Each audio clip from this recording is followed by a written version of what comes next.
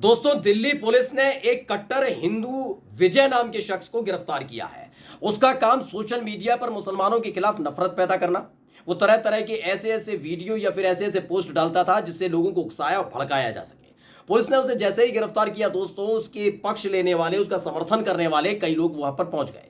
उनको लगा कि अगर इस तरह से किया जाएगा तो एक नया नाम उभर कर सामने आ सकता है। लेकिन पड़ गया लेने के देने, क्योंकि जैसे ही वो वहां पर पहुंचे और तमाशा कर रहे थे, चीख चीख कर माहौल बना रहे थे, पुलिस ने उन्हें खदेड़ दिया। पुलिस ने सबसे पहले उनके स्वागत के लिए पूरी तैयारी कर रखी थी। जैसे ही वो वहां कर आकर तमाशा करने लगे, पुलिस ने कहा आओ गिरफ्तार किया जाता है। जिसके बाद एक भी उस कट्टर हिंदू नाम के विजय नाम के शख्स के रिहाई की मांग करने वाला नजर नहीं आया। नमस्कार, मैं हूं प्रज्वल गौतम और आप देख रहे हैं दलाल न्यूज। दरअसल एक घटना दिल्ली के अंदर घटी है। घटना क्या कहा जाए, ये कहा जाए कि एक बड़ी घटना होने से दिल्ली पुलिस ने बचा लिया। दिल्ली पुलिस ने एक ऐसे शख्स को गिरफ्तार किया है जो सोशल मीडिया पर गंदगी फैलाने का काम किया करता था। इसका नाम है कट्टर हिंदू विजय। ये अपने आप को विजय नाम है इसका, लेकिन ये अपने नाम के आगे कट्टर हिंदू लिखता था। क्यों लिखता था, किसका आशीर्वाद प्राप्त करने के लिए लिखता था, ये बताने की जरूरत अब है नहीं। क्योंकि जो जो मुसलमानों को गालियां देते हैं, जो नफरत भरी बातें उनके लिए करते हैं, जो उनकी गंदगी फैलाने का काम करते हैं, उनको किस का आशीर्वाद आराम से प्राप्त हो जाता है, यह हर कोई जानता है।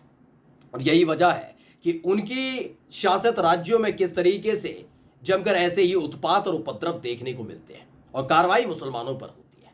खैर, ये जो कट्टर हिंदू विजय नाम का शख्स है, जिस सोशल मीडिया पर बहुत ज्यादा बड़ी बड़ी डींगे हंका करता था, बिल्कुल वैसे ही जैसे यति नरसंगन सरस्वती करते हैं।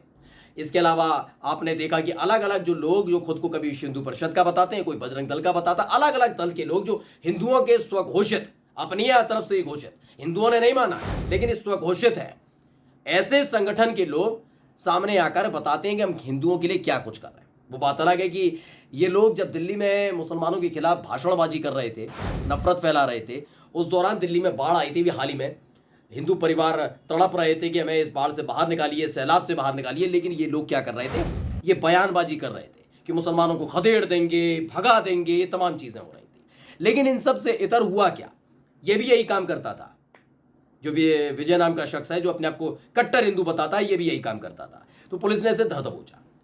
उसके बाद हुआ ये कि इसको छुड़ाने के लिए एक बुजुर्ग आदमी सर पर टोपी, भगवा टोपी लगाकर आ गए, 2-4 महिलाएं आ गई। मतलब ज्यादा लोग नहीं थे कि 8-10 लोग तमाशा कर रहे थे, भीड़ पुलिस की ज्यादा थी।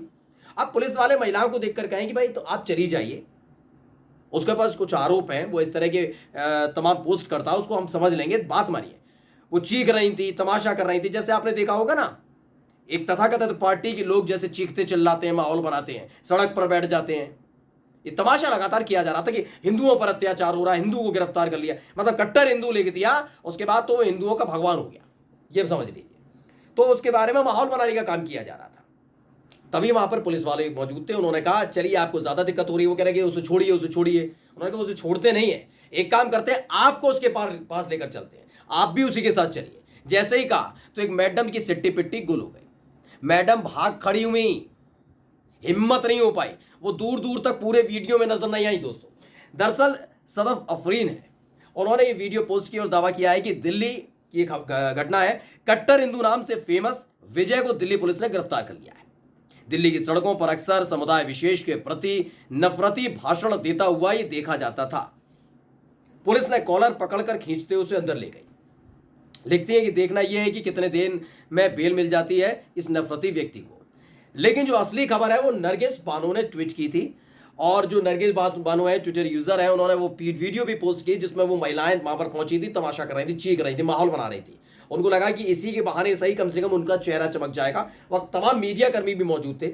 वो मीडिया कर्मी जो वहां पर मौजूद थे, वो एक एक चीज को कैप्चर कर रहे थे अपने कैमरे में।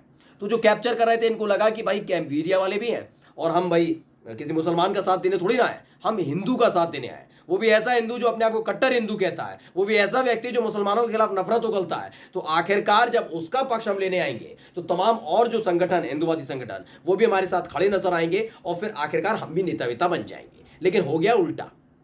जो नरगिस बानो ने, जो ट्विटर यूजर है, उन्होंने ट्वीट किया, उस वीडियो में ये सब कुछ दिखाई कि एक महिला बहुत ज्यादा उछल रही थी, मैडम जी बार बार कह रही थी उसे छोड़िए, उसे छोड़िए। तो पुलिस वालों ने उनसे कहा कि आप ही अंदर आ जाइए। जैसे ही महिला पुलिस कर्मियों ने उसे घेरा, वो वहां से भाग खड़ी हुई।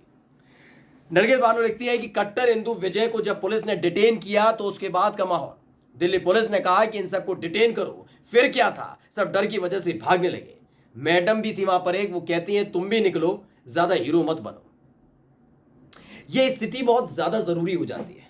बात उन लोगों की है जो धर्म का चोला ओढ़ने के बाद ऐसे उपद्रवियों के साथ खड़े नजर आते हैं। उनको लगता है कि इस दौर में, ये दौर वाकई देखिएगा, इस दौर में सबसे ज्यादा जरूरी विकास की बात करना नहीं है। आपको कोई ऐसा व्यक्ति नहीं मिलेगा जिसने बहुत काम किया है इसलिए उसकी उपलब्धि है।